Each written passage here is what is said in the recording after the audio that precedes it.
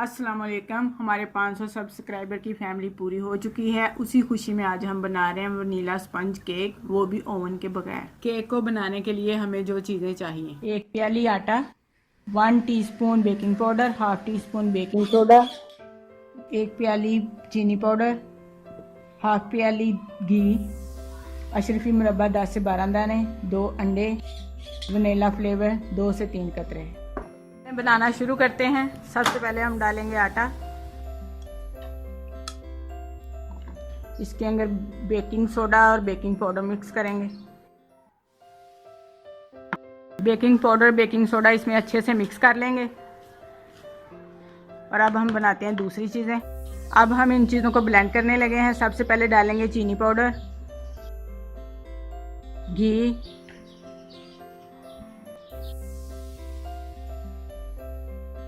अंडे,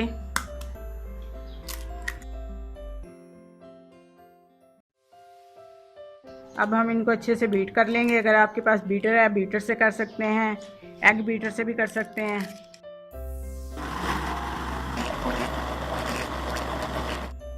उन तमाम चीज़ों को हमने 2 मिनट के लिए अच्छे से बीट कर लिया है। ये देखें, इस फॉर्म में आ गया है, हमारा बैटर तैयार हो गया है। अब हम इसमें आटा शामिल करेंगे। आटे को छानकर शामिल करना है, वैसे नहीं। थोड़ा थोड़ा आटा मिक्स करते जाएंगे साथ साथ ही।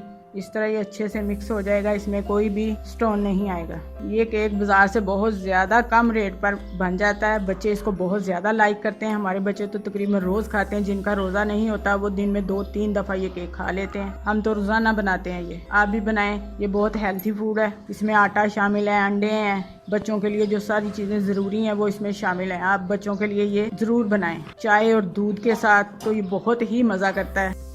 बैटर हमारा तैयार हो चुका है। अब हम इसे दूध डालकर दोबारा बीट करेंगे ताकि ये नरम हो जाए। दूध एक ही दफ़ा नहीं डालना है, 2-3 दफ़ा थोड़ा थोड़ा दूध डालेंगे तो ये सही फॉर्म में आ जाएगा। जितनी नरम डो होगी हमारी, इतना ही अच्छा केक फ्लफ़ी बनेगा हमारा। इसको थिक नहीं रखना, अगर थिक रखेंगे तो केक हमारा सॉफ्ट नहीं बनेगा। इसलिए हमें ज़रा थोड़ा नरम करना है इसे।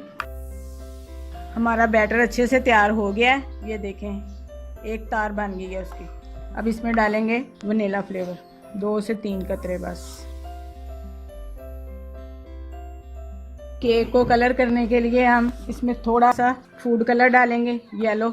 इससे कलर बहुत ही अच्छा आता है, बाजार के केक जैसा बन जाएगा। बच्चे बहुत ज़्यादा इसको लाइक करेंगे। आप ज़रूर बनाएं इसे। अब हम गिलास को ग्रीस करेंगे घी से। अच्छे से घी लगा लें इसके पेंदे को। इसी तरह हम तीनों को लगा लेंगे।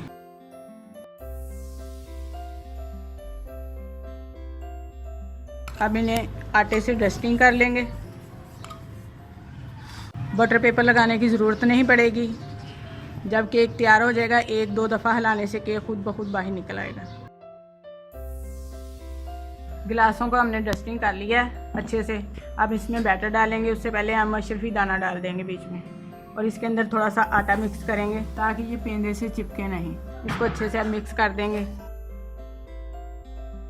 अब बैटर को ग्लास में डालने लगे हैं। आपने बैटर को हाफ ग्लास से ज़्यादा नहीं डालना है। अगर हाफ से ज़्यादा डाल लेंगे तो सही बेक नहीं होगा। कम रखेंगे तो फूल कर ग्लास के ऊपर तक आ जाएगा। बैटर को हमने ग्लासों में डाल लिया है। अब हम इन्हें बेक करेंगे। कुकर को हमने पहले 15 मिनट प्री हीट पर रख दिया था। अब हम गिलासों को अंदर रख देंगे। अब इन्हें हल्की आग पर 55 से 60 मिनट तक बेक होने के लिए रख देंगे। केक हमारा रेडी हो चुका है। हमने चेक कर लिया है, ये तिनके के साथ कुछ नहीं लगा। आप भी टूथपिक के साथ चेक कर सकते हैं। टूथपिक के साथ नहीं तो छुरी के साथ भी चेक कर सकते हैं।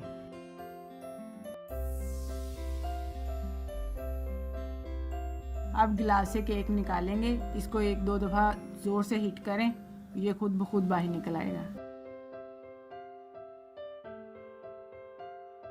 तो हमारा वनीला स्पंज केक बनकर तैयार हो चुका है, जो बहुत ही मज़ेदार, सॉफ्ट और फ्लफ़ी बना है। अब हम इसकी कटिंग कर लेते हैं। आप इसे गर्मा गर्म दूध, चाय और कॉफ़ी के साथ पेश करें।